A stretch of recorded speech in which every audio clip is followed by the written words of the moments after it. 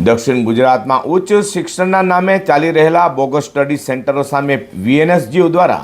બહાર પડેલી ગંભીર ચેતવણી બાદ સમગ્ર શિક્ષણ ક્ષેત્રમાં ખળભળાટ મચી જવા પામ્યો છે। સુરત દક્ષિણ ગુજરાતમાં ઉચ્ચ શિક્ષણના નામે ચાલી રહેલા બોગસ સ્ટડી સેન્ટરો સામે કાર્યવાહી કરાશે તેમ વીએનએસજીયુ દ્વારા જાહેર કરાયું છે। વીએનએસજીયુ દ્વારા બહાર પાડવામાં આવેલા ગંભીર જાહેર ચેતવણી બાદ સમગ્ર શિક્ષણ ક્ષેત્રમાં ખળભળાટ મચી ગયો છે। વીએનએસજીયુ દ્વારા ખાનગી કોચિંગ ક્લાસીસ સામે કડક વલણ અપનાવવામાં આવ્યું છે। કોચિંગ ક્લાસમાંથી કોલેજ સુધીનો ગેરકાયદે ખેલ કરાતો હોવાની માહિતી વચ્ચે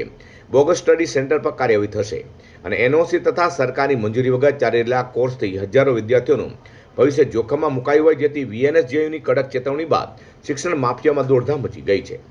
યુનિવર્સિટીના કુલ સચિવ આરસી ગઢવી દ્વારા જાહેર કરેલી ચેતવણીમાં વિદ્યાર્થીઓ અને વાલીઓને ખાસ સાવચેત રહેવા અનુરોધ કરવામાં આવ્યો છે અને વાપી, વલસાડ, ડાંગ, નવસારી, સુરત, ભરૂચ અને નર્મદા જિલ્લામાં માત્ર અધિકૃત અને માન્યતા પ્રાપ્ત કોલેજોમાં જ પ્રવેશ લેવા માટે અપીલ કરાઈ છે। આપણી યુનિવર્સિટી દ્વારા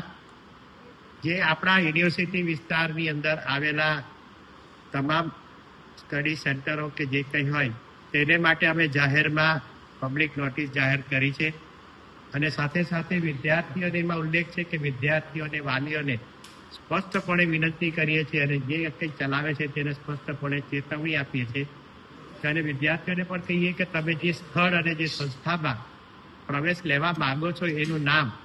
યુજીસીની વેબસાઇટ પર યુનિવર્સિટી અને જે સ્થળનું નામ એટલે કે સંસ્થાનું નામ પણ ઉપલબ્ધ છે। એ ન હોય તો એવી કોઈ પણ પ્રકારની એકેડેમી કે એની અંદર પ્રવેશ ન લેવા સ્પષ્ટપણે વિનંતી, જે તમારા ભવિષ્ય માટે ખૂબ જ નુકસાનકારક છે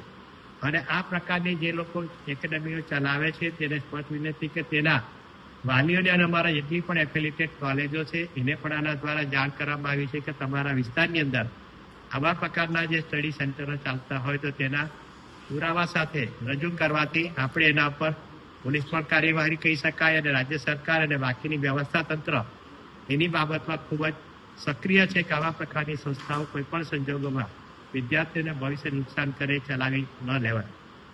સાથે જ વાલીઓને પ્રવેશ પહેલા સંસ્થાની માન્યતા, યુનિવર્સિટી જોડાણ અને સરકારી મંજૂરીની ચકાસણી કરવાની સલાહ આપવામાં આવી છે।